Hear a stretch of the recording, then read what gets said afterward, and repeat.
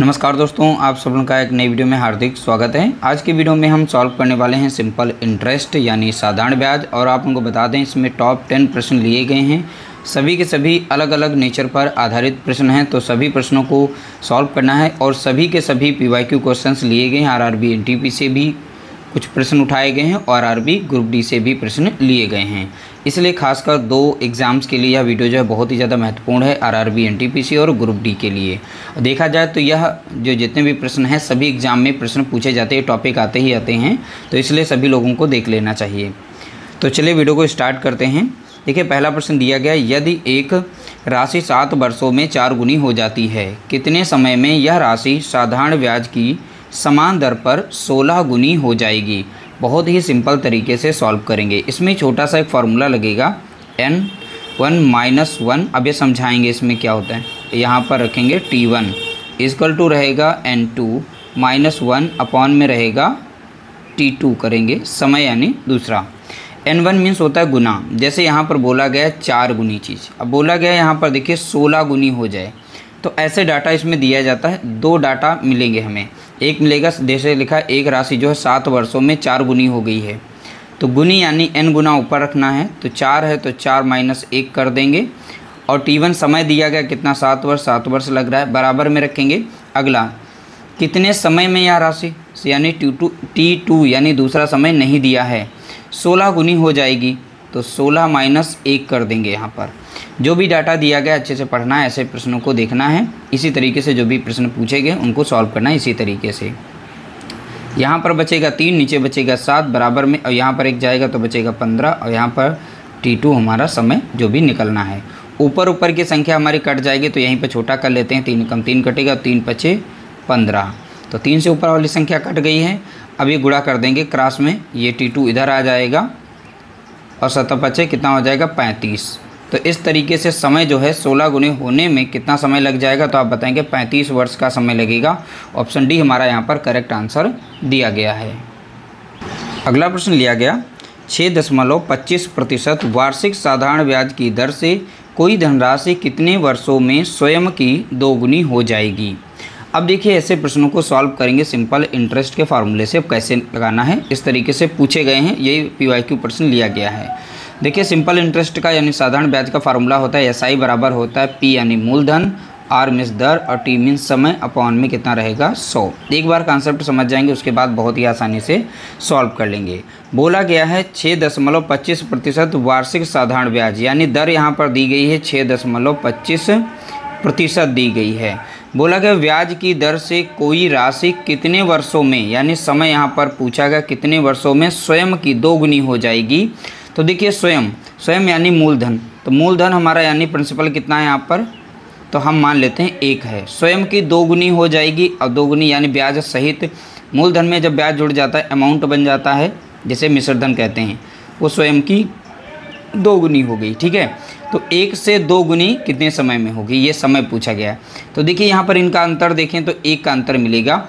तो पहले मूलधन 1 था, अब यहाँ पर मिश्रधन कितना बन गया है, 2। तो यानी कि इसमें जो अंतर दिख रहा है वो हमारा ब्याज होगा, यानी सिंपल इंटरेस्ट होगा। समय पूछा गया है, समय हमें यहाँ पर नहीं पता है, तो अब चलिए सारी वैल्यू हम इसमें रख देते हैं।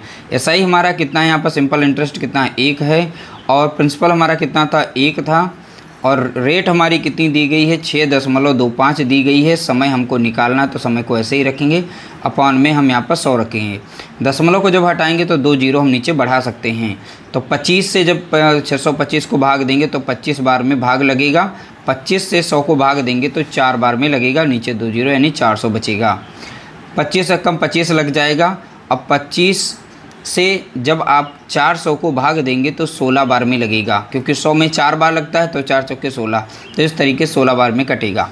अब देखिए, T ऊपर बचा है, 16 नीचे। अब 16 यहाँ पर है तो क्रॉस में जाएगा, इस साइड में आ जाएगा 16, तो बराबर में इस साइड में क्या बचा था, T बचा था। यानी समय कितना निकल के आ गया, तो आप बताएंगे 16 वर्ष का समय।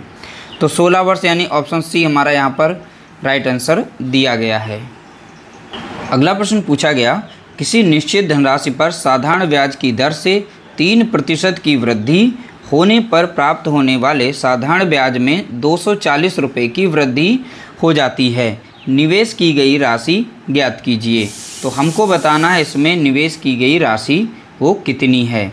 अब ध्यान रखिएगा, यहाँ पर हमें देखना है 3% की वृद्धि हो रही है, ठीक है, 3% की वृद्धि हो रही है और एक्चुअल में कितने रुपए की यहाँ वृद्धि हो रही है। 3% बराबर किसके है, 240 के। तो सीधा सीधा यहाँ संपर्क दिया गया था, 3% बराबर है किसके, 240 के। यहाँ से 1% का मान निकाल सकते हैं, तो 240 को हम डिवाइड कर देंगे 3 से, ठीक है, ये 1% का मान आ जाएगा। तो 3 कम 3 लगेगा और 3 9 24 यानी 0। 1% का मान कितना है, तो आप बताएंगे यहाँ पर कितना निकल के आ गया, 80। अगर हमें 100% का मान निकालना होगा तो 100% ही हमारा क्या होता है, निवेश की गई राशि वास्तविक। तो 100 से यहाँ पर गुणा कर दें अगर, तो 100% का मान कितना आ जाएगा, 8000 निकल के आएगा। तो इस तरीके से हमारा करेक्ट आंसर हो जाएगा, ऑप्शन सी हमारा राइट आंसर होगा। अगला प्रश्न लिया गया, 900 रुपये की धनराशि एक निश्चित साधारण ब्याज की दर पर 4 वर्ष में बढ़कर 1134 रुपये हो जाती है। यदि ब्याज की दर में 3% की वृद्धि की जाती है तो 900 रुपये की धनराशि 4 वर्षों में कितनी हो जाएगी। देखिए यहाँ पर सीधा सीधा पूछा गया था, 900 की धनराशि थी और 4 वर्ष में जो इतनी हो जाती है, बोला गया उसकी जो दर है, दर में अगर 3% की वृद्धि कर दें तो 900 से 4 वर्ष बाद अब वो राशि कितनी हो जाएगी। तो हमें पता है पहले ही 4 वर्ष में इतनी राशि हो रही है, कितनी, 1134 पहले से ही है। अगर इसमें 3% जो दर बढ़ाया गया है उसका अमाउंट निकाल लेते हैं 4 वर्ष का, वो इसमें जोड़ दें तो टोटल 4 वर्ष बाद जो बढ़ी हुई जो इसमें धनराशि होगी वो निकल आएगी। अब देखिए 1 वर्ष में, तो 1 वर्ष में कितना बढ़ रही है, 3% की दर में वृद्धि की जा रही है। तो 4 वर्ष में हमारा ब्याज कितना कुल हो जाएगा, 4 से गुणा करें तो यानी 12% का ब्याज बढ़ेगा। तो एक्चुअल में 12% की वैल्यू होती कितनी है, तो 900 का, यानी मूलधन हमारा कितना था 900, तो 900 का हम 12% यहाँ से निकाल देंगे, ठीक है, 2 0 से 2 0, 12 9 108। तो भैया कितनी हमारी यहाँ पर धनराशि बढ़ जाएगी, 108 रुपये।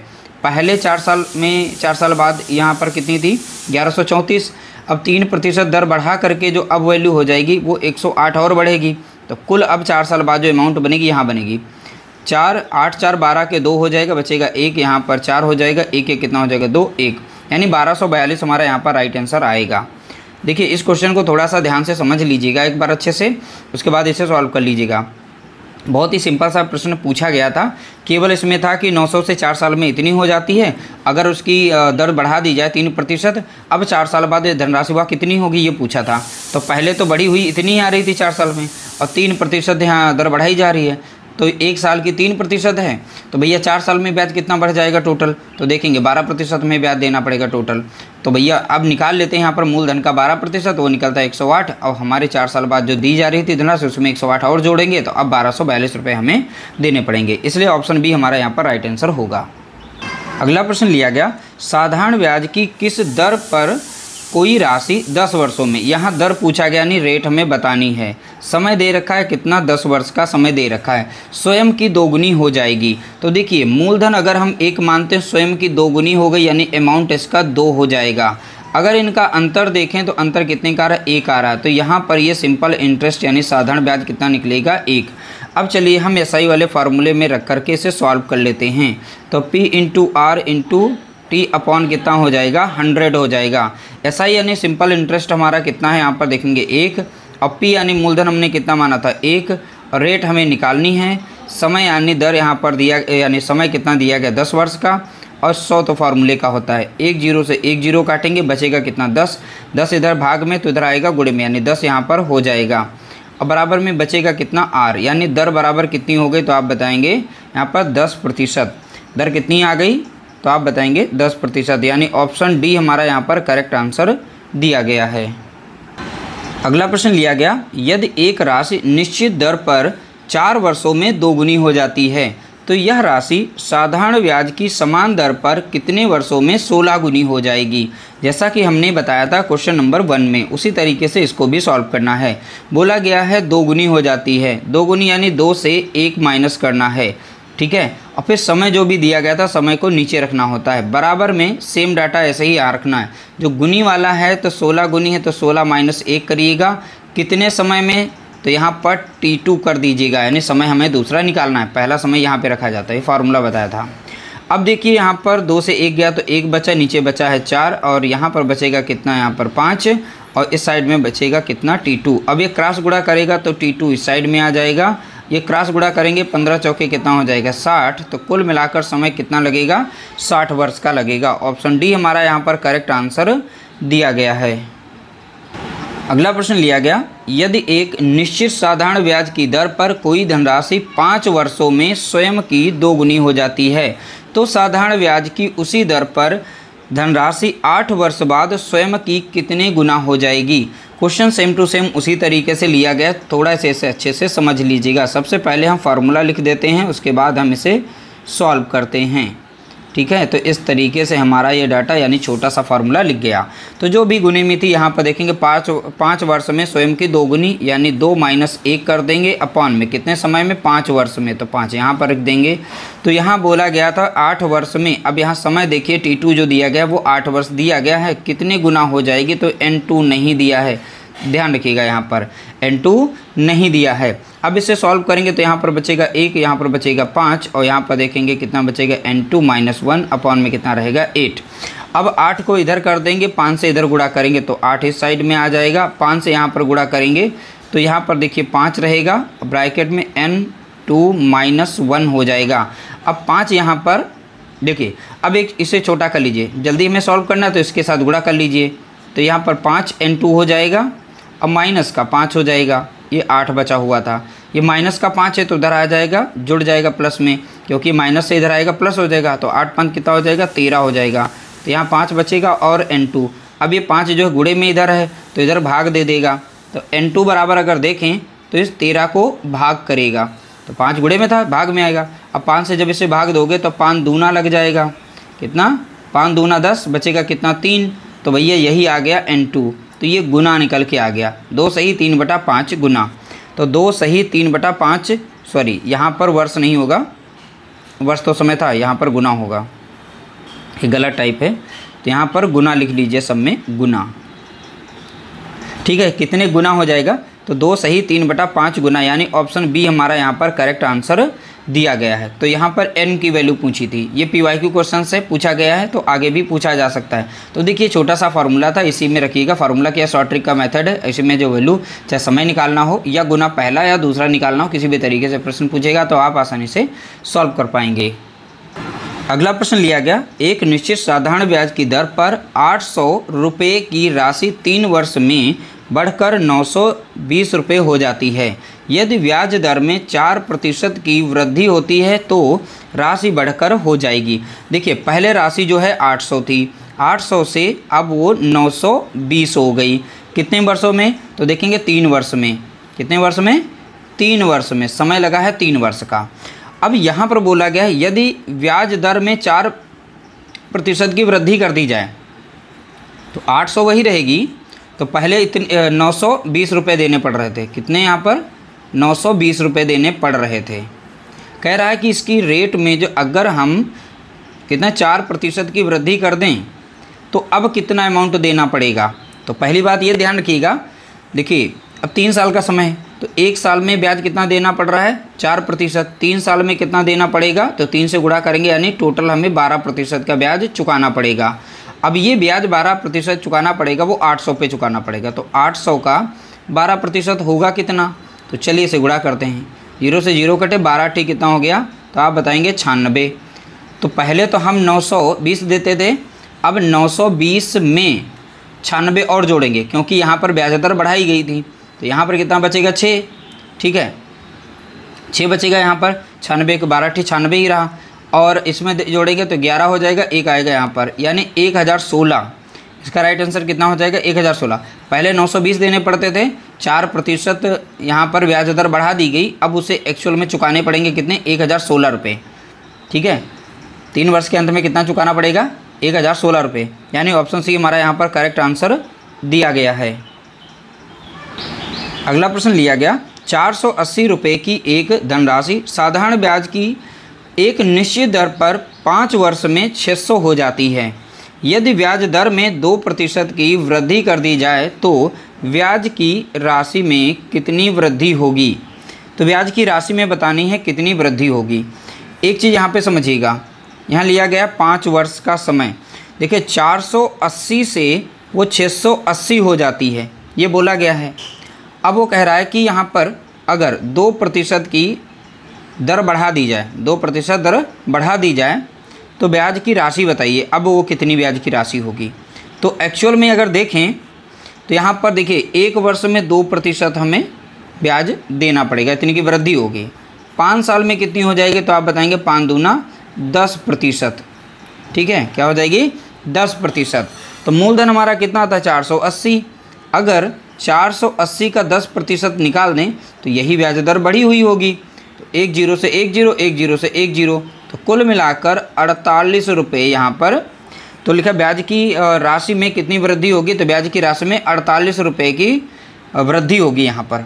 ऑप्शन डी हमारा यहाँ पर करेक्ट आंसर दिया गया है। 5 साल का हमने निकाल लिया, 1 साल में 2%, 5 साल में कितना 10% ब्याज देना पड़ेगा। मूलधन का 10% निकालेंगे तो ब्याज में हमारी वृद्धि कितनी 48 रुपये की होगी, यानी ऑप्शन डी राइट आंसर। अगला प्रश्न लिया गया 1000 की धनराशि एक निश्चित साधारण ब्याज की दर पर 2 वर्ष में बढ़कर 1140 रुपये हो जाती है। यदि ब्याज दर में 4% की वृद्धि की जाती है तो मूल धनराशि बढ़कर कितनी हो जाएगी। देखिए यहाँ पर बोला गया है 1000 से 1140 रुपये हो जाती, कितने वर्ष में 2 वर्ष में। अगर ब्याज दर में 4% की वृद्धि कर दी जाए तो अब वो राशि बढ़कर कितनी हो जाएगी यह बताना है। तो भैया 1 साल का 4% बढ़ रहा है, तो समय कितना है 2 वर्ष है, तो 4 दूना कितना हो जाएगा 8%। तो ब्याज अब टोटल कितना बढ़ेगा 8% बढ़ेगा। अगर हम 1000 का 8% यहाँ पर निकाल लें तो ये निकल आएगा, 0 से 0 गया और 10 अट्ठे कितना हो गया 80। तो 80 रुपये यहाँ पर बढ़ेंगे। ठीक है, तो पहले 1140 देने पड़ते थे, 80 और जोड़ देंगे इसमें, 8 4 12 के 2 हो जाएगा, 1 जुड़ेगा यहाँ पर 2 हो जाएगा, चाहिए तो 1220 रुपये अब देने पड़ेंगे, यानी ऑप्शन सी हमारा यहाँ पर करेक्ट आंसर दिया गया है। इस तरह से हमने टॉप 10 PYQ प्रश्नों को सॉल्व किया। उम्मीद करते हैं आप लोगों को वीडियो पसंद आई होगी। वीडियो पसंद आई तो प्लीज़ लाइक करिएगा, शेयर करिएगा।